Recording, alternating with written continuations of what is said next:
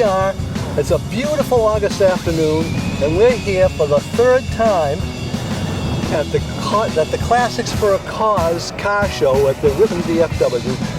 It's kind of, this is only your second time because yeah, but I'm still a veteran. You missed the first one, and I had to make excuses for you then. So, well, here I am. John is here. And we got some nice looking cars up there. Yeah, there's some nice stuff pulling in, so we'll have some fun interviews in a little while. Yeah, and I kind of like this thing. I also like this automatic beer can ejector here. They put the empties in and shoot them out. Well, I don't know if it's that, Paul, but I guess we could go with that for today. It's probably more of an exhaust pipe. Yeah, well, I can tell by tell by the miscoloring here on top that you don't want to touch that after a long ride. No, not unless you want to leave your hand there stuck to it, right? Right. Okay, so we're here. We've got some great cars to show you. We're going to next talk to the guy who set this all up, Sean DeFore, because this Classics for a Cause is done to raise money for the Benjamin DeFore Charitable Foundation, or whatever the right name is. I can't remember. I'm old. I have a bad memory. I can't help it. So get ready, sit back, relax, and take a look at some of the cars that we're going to show you today.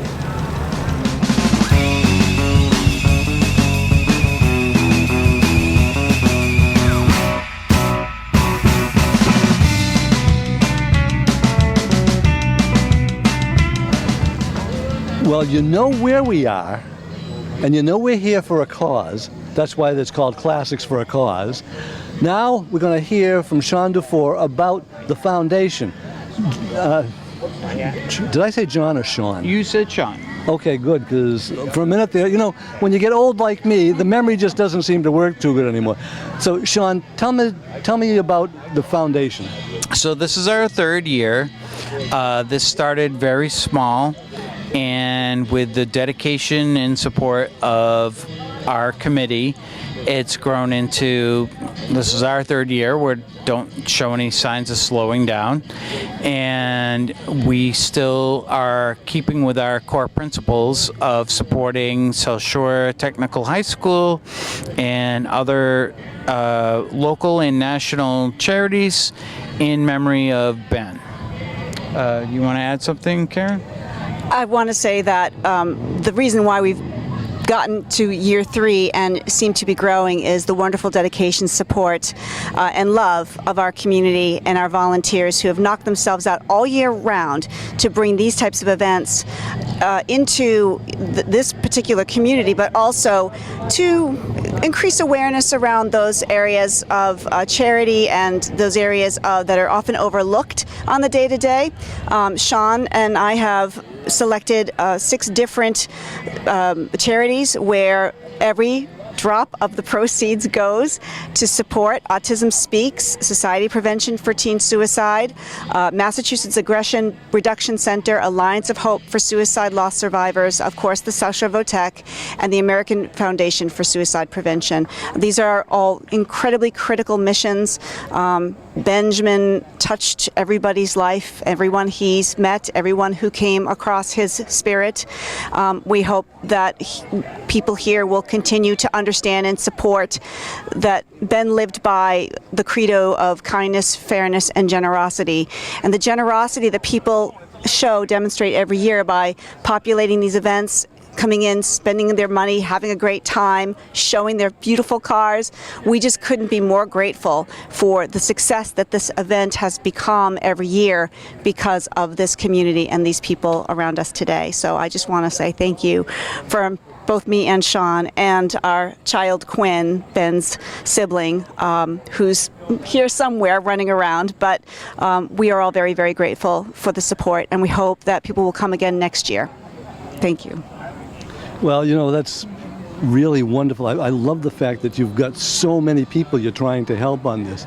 And you have been working with the South Shore VOTEC, the kids are the volunteers here, right? Mm-hmm, yes. And they're just everywhere, and they seem to be having a better time than some of the spectators, it seems to me. So, yeah. The vehicle car show community is so generous with their time and their attention, and I really am grateful for how many people have turned out. There's incredible competition for time, and you can only, go so far with your car, and I'm just really grateful. So I'm hoping that the fact that we give out cash prizes and car detail kits at the raffle, that it makes it worthwhile for some of the people to come and spend their time here with us. Trophies. We have massive trophies that those participants best in show for the car, the motorcycle, the truck, or the wacky whip, which is a whole other category, but a fun one. They all receive a large trophy, and then second place gets a medal. We hope that that's a good enough draw, but we do differentiate a little bit by having cash prizes, which is not typical for a car show. But the idea is to bring as many people as possible to this event every year so that we can continue to do the good work that we're doing in Ben's spirit. Well, gee, where this is a car community, I kind of figure maybe you should just give them a burned out piston from somebody's old car. They probably appreciate that more. Maybe so. Maybe so. I want to do burnouts here in the parking lot, but the V doesn't want us to do that, so we're trying to be Well, respectful. Where would you do them? I mean, the police don't want you doing them on the street either. No. We are also very grateful to the V for allowing us to Yes. hold this event here every year. They have been dynamite to work with. They have been massive supporters. They even allow us to have the comedy show in April. So keep an eye out for new information coming up for this coming April 2026 for the annual comedy show for a cause. They're a great community resource, and I'm grateful for the support that we've had from the VFW. Okay, well, I think I've left John wandering around long enough on his own. I better go find him or we won't have any more time to put the cars on. I'm interested to see the next segment. Well, I'm going to give you a little hint. He brought a car into the show today, too, and that's where we're going to start. He brought a Marlin last year. I'll go throw my chips in that one then. He brought his Marlin last year, and Yes, that did yes. very well. He brought something different this year, so we're going to have to see what happens. I don't want to break the surprise because we can't talk much about it because it's going to be featured on the show in the next episode. Awesome. So, okay, well, thank you so Thank much, you, Paul. Sean, Thank you, Karen. Paul. Have a great day. Thank you so much. Thank you for being here. We really appreciate it.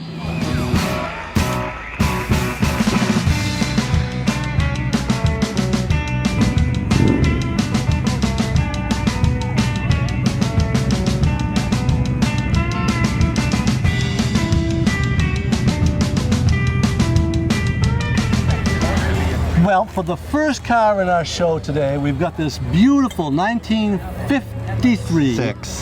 56. Does that mean I've got it wrong everywhere I've been telling people about This it? is not your day, Paul. This is not your day. Not my month, because I've been talking about this before today, too. We'll get to that. Okay. It's a 1956 Oldsmobile Super 88. Yeah. And I was talking to Sean DeFore earlier, and I said, well, John's going to be coming. He's not going to bring his Marlin. He's going to bring something else. And then I turn around, and there he is coming in on this, which we're going to be putting on the show in the next episode. Right, you'll see a whole show about this car, so we don't want to give too much away now. No, we don't want to let the cat out of the bag. We'll let the tail out. How's that? Right. So any quickies you want to talk about this? It's basically an original 42,000 mile car that I bought from the original family, the original owner's family, out in the Pacific Northwest, Washington State to be exact, which is where it was sold new. Its dealer plate is also still affixed to the back, just like the one on the Land Rover over there. Which we will see coming up. Which we will see coming up. Yep, we'll be seeing that coming up. And all the original paperwork, I know all about the original owner and why he bought the car and how he kept it this way, and we won't give too much of that away until we do the show. Yeah. But it's a beautiful example of an original unrestored Oldsmobile from 1956. You are a historian in the making. Okay, I guess I'll take that. I've been called worse by others. You love all the little external bits of information that come along. I love a car with a story.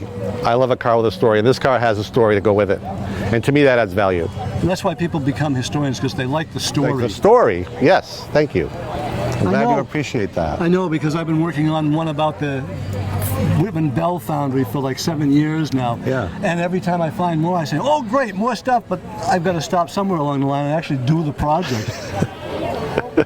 I guess that would be a good idea, yeah. Well, we got to move along from here before we spend too much time talking about why we can't talk about this car. So we'll see you at the next time, the next car.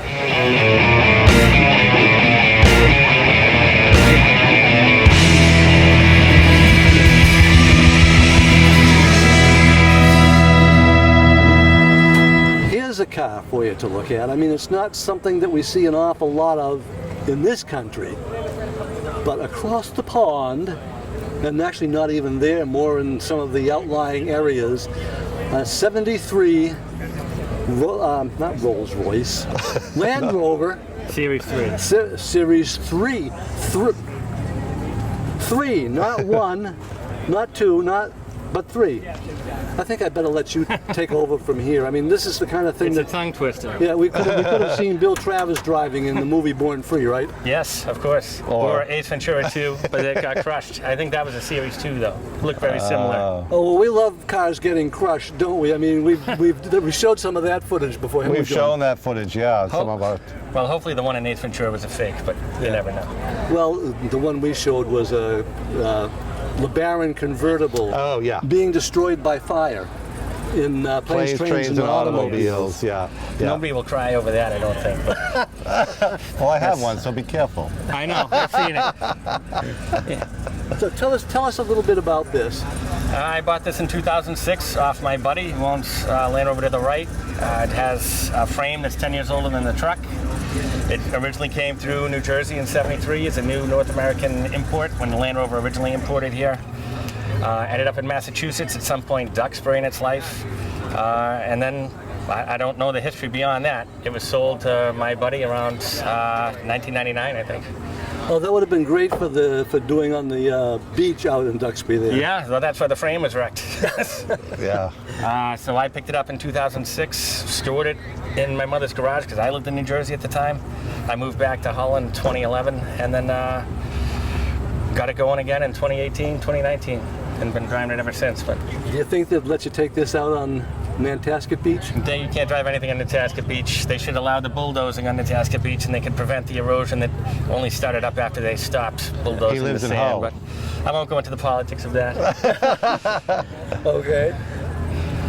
You wanna? I wanted to ask you, you said Series 3, so what year to what year is Series 3? It started about, I think, 72, but there's debate about that. I've seen different writings that say it started in 71. Ended about, I think, 1984, somewhere around Really? 84 to 86. Not in America, though, but in Britain. So the long wheelbase ones transitioned to the 110, which became the Defender. But that would have been Okay. the Series 4. They changed to coil springs instead of leaf springs. And the small one that would have been the bigger version of this was a 90, they called it. I think it had a 96-inch wheelbase, though, or something like that. So they pulled the old car trick about using the same car but giving it a brand new name. I mean, they changed the suspension. There was a lot different with the Defender. When the Series 2 to the Series 3, the only thing, and there was a two-way in between. This was the first one that had a real dashboard. And that was basically it, not too much different than that. So how did you drive it before without a dashboard? It's got a steel dash. You can see one if you look at the car to the right. It's just steel with gauges in the middle. Let's go take a look. Wow.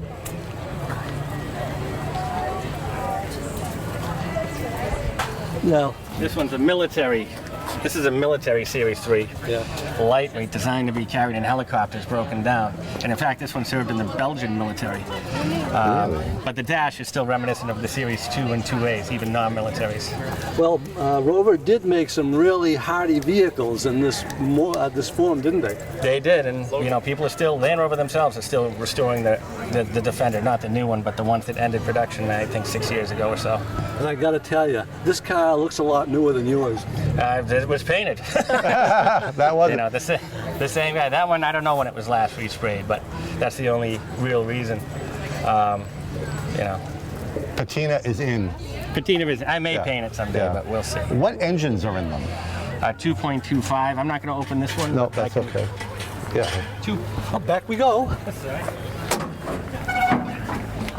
Come on up. Come on over this side, John. It'll be easier for me to get the microphone Go in front ahead. of Pete. Yep. 2.25 petrol 4-cylinder. That's not the original carburetor. That's a Chinese Weber knockoff, but it works well. Uses a little more fuel, but it's very reliable. It's only got 40,000 miles on it. It's like a sewing machine. Well, if it was here for the whole time, it certainly has a whole lot fewer hard miles on it than one that would come from Africa. Yes, that's Right. true. Definitely easier miles here than in Africa or in the military, because there they run them like diesels and just put tons of hours on them. Yeah. Okay. Well, anything else you want to say, John, while we're I here? like that. One last note of interest on this car, and I love originality. This one still has its original dealer tag on the back where it was sold new. If you want to get a shot of that before you leave, the original dealer plate from where it was sold new in New Jersey. I think it was Zagato Still on four-wheel the back. drive center. Yeah, that's somewhere great. in Jersey. I love that stuff, and it's still affixed to the back of this one, so it shows its originality. You know. So I still have the original carburetor. I just need a little more drivability. Did you ever go driving on the Jersey Shore with it? Not with this one. This one's never been a Jersey since I've owned it. But, you know, my wife is from Jersey, so I do have to go back every now and then. But, you know.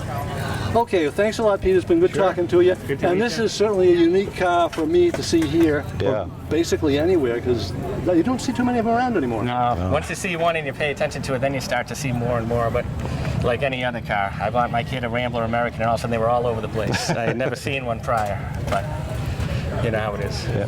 Okay, thanks a lot, Pete. Sounds good. Thank Good you. to talk to you.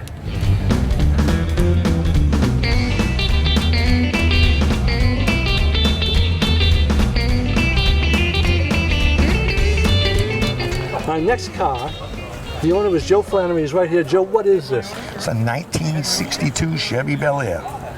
Chevy Bel Air. My brother had a Bel Air, but he had a 50s version. And he ruined the day he got it from driving it up from Rhode Island to Massachusetts because the oil went out on him. That's what happened a lot of You gotta times. check your oil. You gotta check your oil. Well, you figure, you know, getting it from a dealer, he should have had oil in there, I guess. Sure. Maybe. Yeah. Well, most of them burn it or leak it, but this one's strong. This one's good. How long have you owned it? I've had this 3 years now. 3 years. I just keep it clean. I did some exhaust work. You know, some engine work. What is it for an engine? It's a small block Chevy 350. Yep. Good size. Small block 350. Yeah. Those were pretty powerful Pretty and popular bulletproof. You engines, get a weren't lot they? of power. Yeah, out of I them, don't know. I bought it like this, so I don't know what kind of cam's in it. Yep. It's definitely got a cam. It's all done up. It's got a Chevy Turbo 350 trainee with a shift kit that I just blew up a month ago and just fixed it, put it back in. It seems to me, as I recall, that the 350 was the one that Oldsmobile used when they ran out of Rocket 8s because they couldn't keep up Well, with they them. called it a Rocket 350 for a while. Oldsmobile did. Yeah. Wow. And you've got some AC going in here I too. do. Is that I a have vintage AC. air kit, or was it a factory AC car, or did? No, it wasn't factory. This is a Under kit dash, that was in there Like- when I got the car, yeah, and I that's love nice. it. That's Absolutely nice. love Yeah, and aluminum radiator that helps for cooling. Oh yeah. Yep. Yeah, I got Power brakes. 3 electric fans, 1 push-in, 2 pull-in. Disc brakes all the way around. This is a frame-off restoration. I mean, it's beautiful underneath as much as it is up on top. Would you consider it a resto mod? Yes. Yeah. Yeah. In other words, absolutely. it's an older car that's been restored and given some modern touches to be able to drive it easier on today's roads, like the disc brakes. Yes. This car originally had 4-wheel drum brakes, probably without power, Yep. and it was like stopping the Queen Mary when it was new. Yep. But Kind now of like they- cars without power steering, too. Yeah, Sure, exactly. sure. I Yeah. actually- This may not have had that either. I've worked on a lot of older cars, and the reason why I love this car drives so good and stops so good, unlike any other car I drove. You know, according to, as far as the brakes and everything, it stops, it turns, up power steering, the whole nines. I can drive with a finger, one finger, let go of the wheel, and this thing will go straight down the road, which is rare to me. And it's a great To me. color. Do you know what color it Two-tone, is? No. You don't It's know a what two-tone, do you silver, use? dark, light on the bottom, lots of chrome. I love the interior, the red interior. I love it. The original style interior. Yeah. It did Get a have shot of a that. quiet exhaust system on it. Of course, I took that off, and then I went with the tips coming out the sides of the rear tires, and I went with the Flowmaster. So it's it's got attitude. It sounds good. Love it. That's great. Awesome. Well, it's just one of those things that you want to keep it looking good as long as possible. Like, I he got a drives it. house with a garage just to keep this car in. And I tell people all the time, I've had 40-foot boat, I've had Harleys, I've had everything. I've sold things all along the years. This car is never going anywhere. This will be my kid's car, Oh, that's kid's great. kid's car. That's great. This car is Yeah. going nowhere. You've had it Just how long? Did you 3 tell years. us? 3 years. Just to throw in another little From thing. Arizona. Would the DMV call this silver or gray? I would think You have to look at his title. but silver. I would think silver. Do yeah. they actually have that option on the registration? Silver? Yeah, silver or gray, both. They'd have either Yeah. one. I Yeah. never even looked. I was so happy. I just wanted to drive it. They could say black for all I you was cares. like, see ya. Yeah. And I was able to get these vanity plates just recently. I love them. Oh, I didn't even see those. Joe's 62. Oh, gee. Yeah, come on, right? Yeah, you gotta have the I was vanity plate. excited. Yeah. They gave me 3 options. They were like, this is the only one we can give you. I go, I'm fine with that. I'm fine That's with great. that. I didn't even see that. You know? Until some other Joe who was born in '62 comes along and Too wants it. late. He's Yeah. got it. They Yeah. can't take it That's now. That's it. They can't take it. I'll have that plate will be on that car. This car will be Yeah. tucked away. But like I said, I do drive it every day. I do love it. I think they should be driven. Yeah, they need to be driven. You're Yeah. gonna have to just break keep it, you fix checking. You're gonna have to keep checking for that 10-fingered liberation, though. Yes. Yeah, Yes. yeah. Yes. The plate disappears on you. Or the car. You mean the car or the plate? Well, the plate anyway. That's gonna be easier than the car. Yeah. When this thing fires up, you know it's going somewhere. So you can hear it wherever it's at. Theft deterrent. Yes. It'll wake you up at night. Yes. Okay. No, love it. Well, thanks a lot, Okay. Joe. It's Thanks, a beautiful Joe. car. Thank you. Thank you. Yeah. You'll see it around because I'm everywhere. We're moving on to the next one.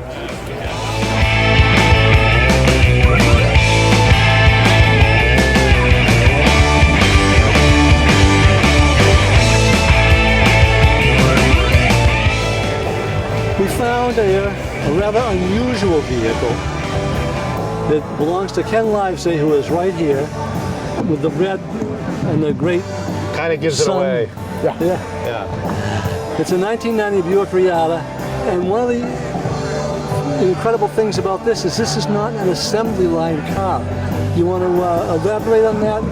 Well, they were built in, they went from stage to stage and they had a crew just working on them, but it wasn't an assembly line. They put it on a thing that they pushed along at the, was it the Craft Center in The Riata Craft Center in Michigan. In Lansing, Yeah. Michigan.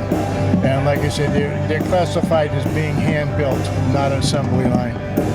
Well, that was weren't kind they- of the way Old's first assembly line went. They had everything, and they put it on a cart and wheel it from station to station. Yeah. Yeah. And this is 1990, and they were doing that on this car. Right, and they these Buick Riatas were they started building them in 1988, and they were supposed to be a luxury touring car to compete with the little Mercedes two-seater. The SL. And but it didn't really fill that niche, and it was a very expensive car, and for the money they were paying for them, then people would rather go with the Mercedes. So they were only in production for 3.5 years. The first 2 years, however, was just coupes, and the convertible wasn't built until 1990, and they ceased production in May of 1991, totally. Buick had anticipated selling between 20 and 25,000 Riatas a year, and after 3.5 years they had only sold just over 22,000. So they ceased production in May of '91. But the convertibles are extra rare because they were only built in 90 and a little bit, Right, a few 91s. 90 and 91 total. I believe there was only 2,300 convertibles built, and like I said, this one's a 1990. The first year they came out with the convertible, and that was 35 years ago. So these cars are very rare. Do you remember what the MSRP was on them? I forget it, but it was not cheap. No, $37,000 In 1990, that was. in yeah. 1990, Yeah. and it doesn't even have a cup holder. It's kind of one of those things that, people weren't looking for a car that expensive from Buick, I don't imagine. No, I don't know. Like I said, it took a special buyer. I mean, if somebody had a bunch of kids, there wasn't a car for them, and It's a two-seater. yeah, it's only seats too, and I'll tell you, it's a lot of fun to drive. Even though it's an automatic, but it is a blast to drive. And they have the tried and true GM Buick 3800 fuel-injected V6. that engine is It's a great grenade-proof. motor. Yes, That's very grenade-proof. well-known engine for GM. And they all had the same 3800 motor with a four-speed automatic transmission. And they only had 2 options in the convertible. 16 CD player. 16-way power seat and CD CD player. power, Yeah. CD player. Yeah. And this does not have the CD player, but somebody added an aftermarket in the trunk. Does Well, it have that's one way of getting 16-way music. Does it have the 16-way seat? It does have the power seats, and it's a manual top, but it only takes 2 minutes to put it up or 2 minutes to put it down, and you can't see it, but the top on this car is like brand new, and it matches the interior. It's tan. These it's cars nice. also had ABS brakes, just real briefly. And in 1990, 1989, well, even the 88 coupes had ABS brakes. That was like new cutting-edge technology. Nowadays, it's commonplace, but this car has ABS brakes. Well, another thing that was just coming in back then, and my better half says I'm trying to kill her.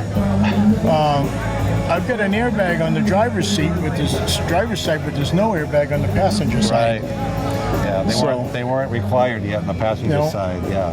Well, talking from experience about side bags that have been put in places where they never were before, the airbag coming to can kill you too, because I was in an accident a little while ago when the side one came up. I thought it was going to knock me through the door on the other side of the car. Yeah, luckily I've double-edged sword. never been in an accident where airbag was deployed. But The other thing about and I this don't want to be. No, none of us do. One thing also, I think, correct me if I'm wrong, wasn't there a point where when you got the manual to the car, all the craft builders, they called them craft builders, signed it? I wasn't going to mention that because I don't have it. But Yeah, a lot of had times they go, yeah. They had a folder, and the gentlemen that built, or ladies and gentlemen that built it, they all signed it, and Portfolio. yeah, they call it portfolio. And if you can find a Riata that has its original portfolio with it, the car is worth another $1,000 to $2,000 Yes. just because of that portfolio. Yeah. And this one doesn't have it. Yeah. And to buy like a clone of it is still $500-600, and but it doesn't go for this car. Not for that car. It doesn't match the numbers or anything. Yeah. Just an interesting fact.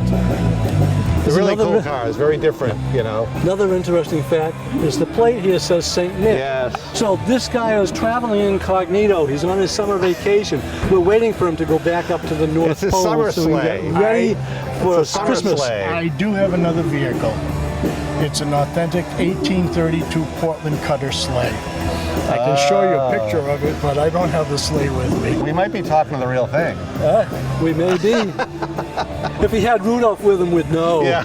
Yeah, I don't know. He takes his summer off in a different place, huh? Who, Santa? No, Rudolph. No, he stays up there. Stays up with the rest of them. Okay, well, thanks a lot, Ken. It's been Thank great you. talking to you. Thank you. Thanks for bringing it.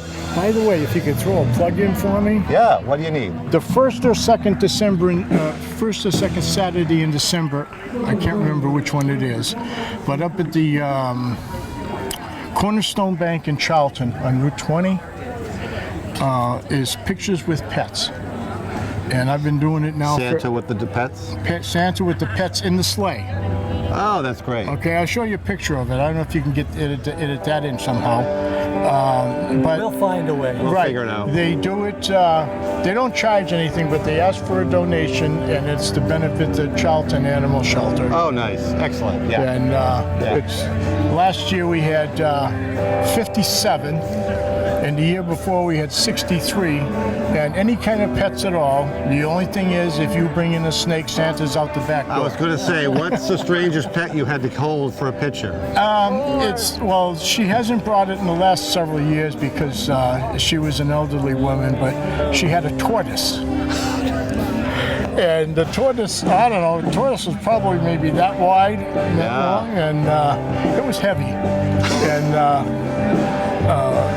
the year after she brought it, it was we were having an ice storm that day. Like I said, she's not the youngest. Yeah. And she was afraid she was going to slip and fall with her. And, Oh, yeah. and I haven't seen it since. But we've had ferrets. Someone brought in a barn owl. We've got all kinds of cats and dogs, and we've never had a fight. And Now you had to go and jinx it. and it's done indoors. And you'll see if you can get the picture in there. Santa brings his sleigh in, and the dogs or cats sit in Santa's lap, and they take the picture. You don't have to bring your own camera, and they will give you the picture. They put it in like a Christmas card, and it's really nice. Nice. All for a donation for a good cause. All for a very good cause. Maybe you should call the. What's the name of the zoo in Southwick. Southwick Zoo. Well, Southwick, but I was thinking of up near the in Boston. Franklin Park. Franklin Park. Yeah, and- Maybe they can lend you a couple of reindeer for that come the fall.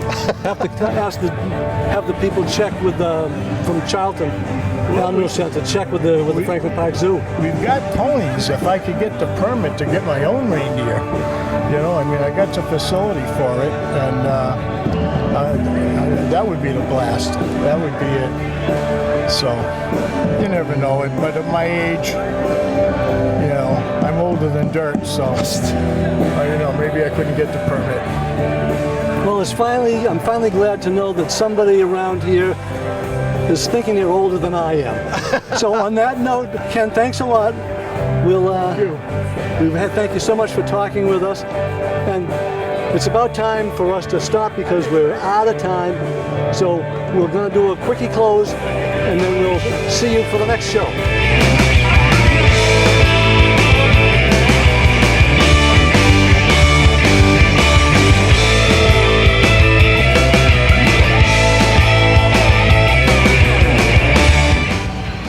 Our final stop for the day. From here, we just say so long, and we'll see you next year here, but we'll see you next time on Classic Car Chat. But this is a car that I shot the first year of this car show. It's a Model T with a center door. Everybody has to get in from this door, otherwise they're out of luck. That's your only option. And I've been spending time telling everybody how the driver had to be the first one in the car, because if he wasn't, it wasn't going anywhere. Right, exactly, right. And they did refer to it as a center door vehicle because it is in fact a center door. Which is harkening back to the old horse and carriage days. That's right, that's right. Yep. Well, that's all we have for you this year from the Classics for a Cause car show. On the hottest day in August, as usual. The hottest day in August. But it was a great time. We had a lot of fun here today. We did, yeah. So we'll see you next time when we hopefully have that Oldsmobile ready to put on its full show. In the air-conditioned enclosure. Yes. And I have another one of my infamous, or are they famous, histories of vehicle manufacturers. Infamous, I'll say. Thanks a lot. Okay, we'll see you next time on Classic Car Take care. Chat.